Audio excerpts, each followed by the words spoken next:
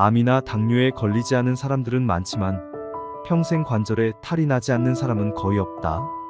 사람이 살면서 빠르면 40대, 늦으면 60대에는 크고 작은 무릎 통증을 느끼게 된다.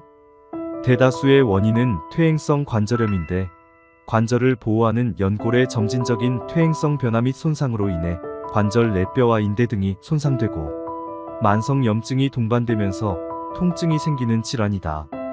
즉, 소모품인 무릎 관절을 많이 써서 손상이 되고 아픈 것이다. 가장 흔한 증상은 무릎 관절통이다. 초기에는 보행 등 움직일 때만 통증이 생기지만 진행이 되면 움직이지 않아도 아프며 통증으로 잠에서 깨기도 한다. 관절통 외에도 관절 운동 범위 감소, 부종, 관절 주변을 누를 때 생기는 통증 등이 나타나며 연골이 없어짐으로 인해 관절면이 불규칙해져 심한 통증을 동반한 마찰음이 느껴지기도 한다. 무릎 퇴행성 관절염을 오랫동안 방치할 때의 문제점은 다양한 합병증으로 이어진다는 것이다.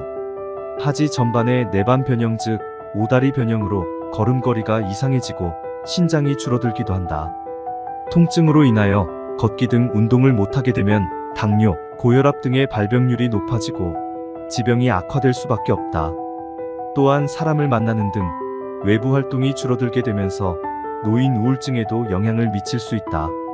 무릎 관절염은 근골격계의 대표적인 만성 퇴행성 질환으로 초기부터 꾸준한 관리가 필요하다. 이때 무릎 관절을 아끼기 위해 신체 활동을 줄이고 운동을 피하는 것은 잘못된 상식이다. 규칙적이고 적절한 운동은 관절 주변 근력을 강화해 무릎 관절을 보호하고 약해진 기능을 강화하는 효과가 있어 오히려 좋다.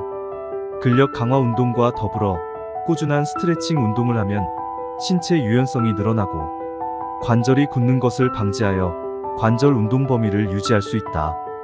또한 좌식 생활보다는 식탁이나 의자, 침대를 사용하는 입식 생활로 바꾸면 무릎 건강에 많은 도움이 된다. 초기 단계인 1기에는 무릎 관절 통증과 간혹 관절 주변이 붓고 물이 차는 증상을 느끼기 시작한다.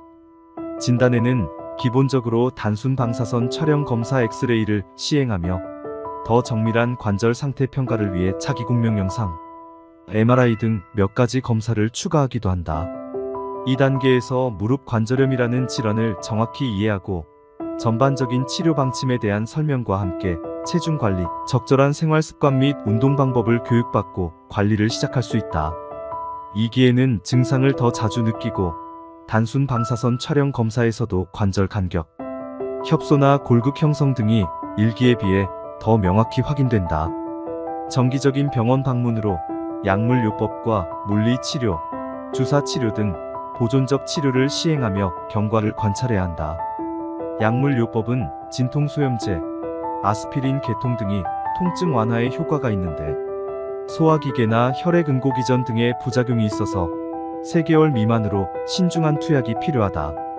주사치료로는 연골주사, DNA 주사, 콜라겐 주사가 부작용이 거의 없고 환자에 따라 효과가 좋은 사례가 적지 않아서 권장된다. 연골주사는 히알루론산이 주성분으로 달아진 연골을 보호 코팅하는 역할을 하여 염증을 완화하는 큰 효과가 있다. 연어 추출물이 주성분인 DNA 주사도 연골 보호와 염증을 완화하는 효과가 있다. 콜라겐 주사는 무릎 연골의 주성분인 콜라겐을 흡착시켜 연골을 보호하고 강화하는 효과가 있으나 건강보험이 적용되지 않아서 다른 주사 치료가 효과가 없을 시 고려해 볼 만하다.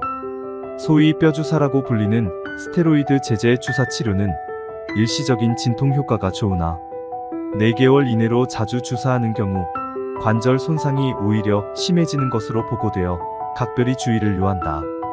만성적으로 진행된 3기 및 4기 무릎 관절염은 약물 치료 등 보존적 치료에도 증상 개선이 없고 일상생활에 불편감이 심한 단계로서 연골을 포함한 무릎 관절이 회복 불가능할 정도로 손상이 된 상태이다.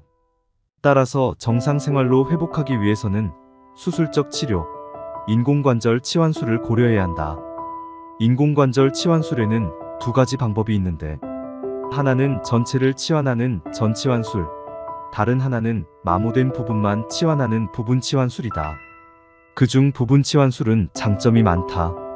상처도 작고 출혈량도 적어 수혈 필요성이 없으며 부분만 시행하기에 통증 역시 적다.